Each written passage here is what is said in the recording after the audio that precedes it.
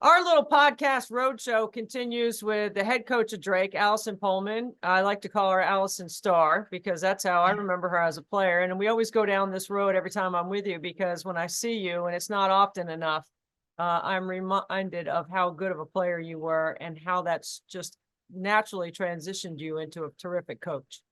Oh, well, Debbie, thank you for the compliment. I wish I could move as fast as I used to. Or maybe in my mind, I thought I moved a lot faster than what I do now. But yeah, just I mean, hey, here we are and just aging beautifully as we all are. Definitely. But just still excited to be involved in the game of basketball. I mean, it's a special thing.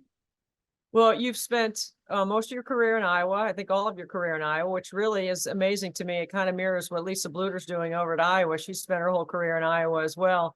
What is it about the state of Iowa right now? I mean, Drake is on the top of the valley. Iowa and Caitlin Clark is ruling the universe, and Iowa State is right there chipping them right away as an NCAA tournament team as well.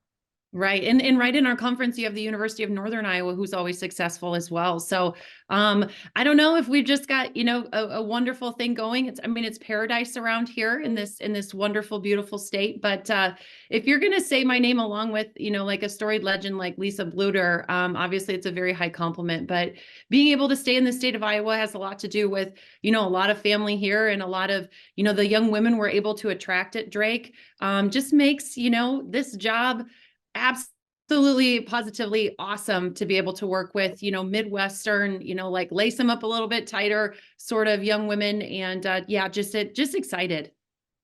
I love the style of play because I'm all offense, and that's not discounting that you don't play defense. You just choose to play a different style of defense. Everybody plays defense. It's just what kind of defense you want to play and how aggressive it needs to be. Let's talk about offense because I'm not going to talk about defense.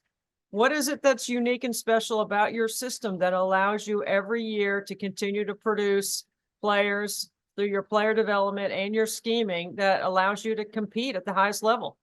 Yeah. Well, I think the biggest thing that we're able to attract is, a lot of people throw out the word versatility, but I think, ultimately it's about being able to shoot the three, and then also make layups. And so one of the things, I think, we're overly proud about is, how well we are shooting layups, how many layups we actually get, what our system is able to produce. And then taking full advantage of every player's different strengths. We run the same system and have for a number of years, but it looks different every year because you have different personnel that you're able to plug in. And so it's just an exciting style. But the requirement is, and what we attract are 5 people constantly that are looking to score, that are scoring threats at all time, which then you get to utilize spacing. And you got to love, extending that 3-point line, extending and making things, just a little bit more spacious. We're able to have the freedom of being able to cut to the basket.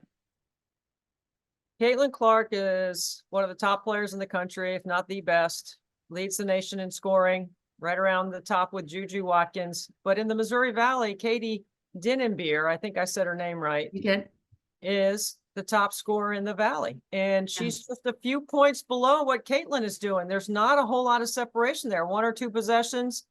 She's a point guard. She's also a pass first point guard, I think, even though she scores a lot of points.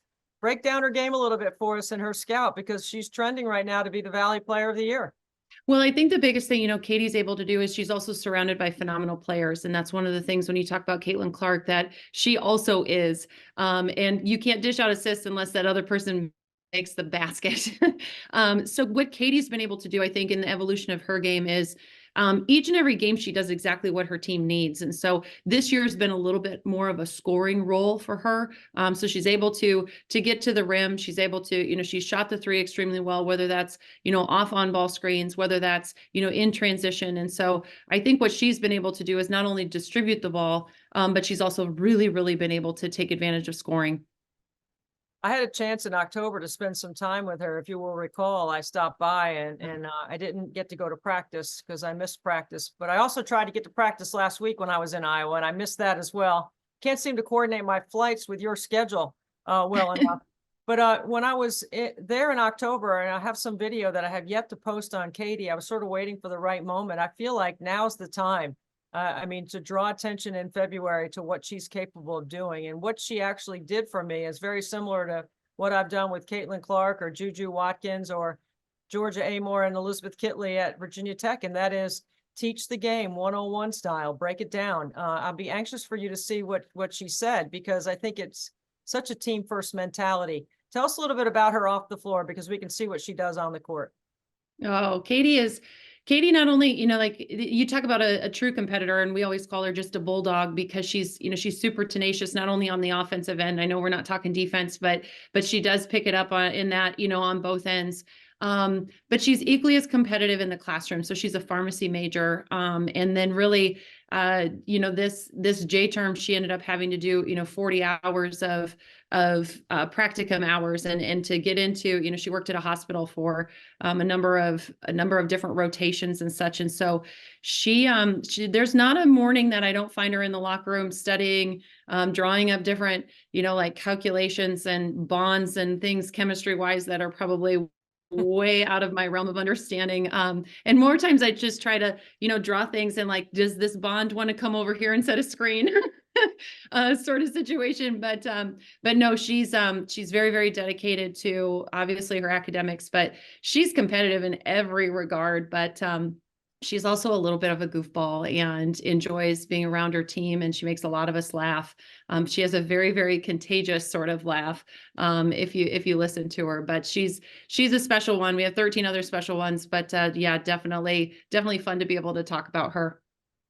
I'm going to want one of those diagrams with some, neutrons and electrons and whatever moving from one place to another. I want to see if she has been able to perfect the combination of the two, because I think that there is a science to the game, but I also think there's an art. And I ask this question once in a while of coaches because I'm curious about the mentality of their players.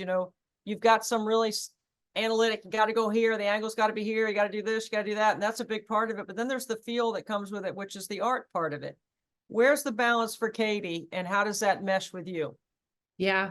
Well, I think we have a lot of high level learners. So logic, like explaining the why, why are we doing specific drills? Why are we looking at this mismatch? Why they want to understand the why, but then ultimately fully understand that they have the keys to make the decisions and to have the feel, which I think, that art form sometimes I would say kind of comes to almost 51%, and then the other 49 might be the logical piece, but really, really appreciate that feel. And I think as Katie's continue to gain experience, and I would say this about really our upperclassmen, and you throw Grace Berg into there and Anna Miller, even a Courtney Becker, it could name half of our team. But the more experience that they attain, the more time they spend on the floor, the more they play together and develop that chemistry, really, the more their feel comes out, where they're almost able then to react and read what other people are doing. And then it starts to look magic. Isn't that kind of like putting the reps in and putting the work in? And if you put the work in, then it becomes instinctive and it's not reactive. It's more like naturally just self-correct, move on, mentally get yourself past the next play. Is that part of the art side of it?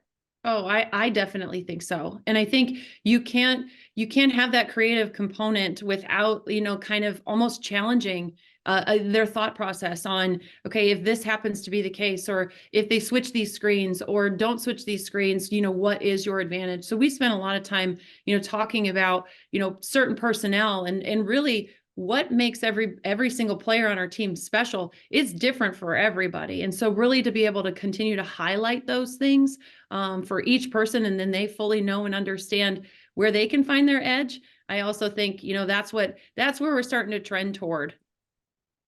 I can't let you go, Allison, without asking you about your triplets, because last year I think we were getting ready to start driving, and I'm sure they're all got Hot Wheels. I mean, how many cars between the three of them? Do they share? Do they get along? Do you have like a calendar in the kitchen who's going where, when, and how does that work? Well, there's been a lot of threatening about having a calendar in the kitchen, but I have one that really doesn't prefer to drive, but she definitely does not pay any sort of Uber fees. Her two sisters would really like for her to do that, but no, 17, and we have 2 cars, soon to be probably 3 as we start navigating into that, jumping into the college visits and all that sort of stuff come this spring. But yeah, as quickly as, I got slow, how many years have passed? We talked about my playing career, your kids grow up extremely, extremely quickly too. That's 4 cars in the household, right? That's right. It's crazy. 4 drivers and 4.5 drivers. 4.5. So, the season's going along great. You got a lot of good games left in front of you, but right now trending towards the tournament. As we get closer, it's on everyone's mind. Could this be a 2-bid league? Do you feel the pressure of having to win the conference tournament? I mean, those are tough questions to ask, but it's better to ask you those now than to wait until March 1st and ask you those. How are you Yeah. feeling about where you are right now? Yeah. I feel really good. I feel the mentality of this team, and I would say truthfully, myself and our coaching staff is, instead of to really work and go towards simulated season and to get ahead of ourselves and, kind of look at the prize of yes, the Missouri Valley Conference, it is looming and it's coming. I sure heck, I really hope that we've done enough to build, a sort of, or, like a reputation and a resume from our league to be able to be a 2-bid league, if we get to that situation. But yeah, no, I mean, feeling great. This is the best time of the year as you kind of dive toward the end of February. It sure slips away fast. So just ultimately trying to enjoy the moment and just working on trying to get better every single day.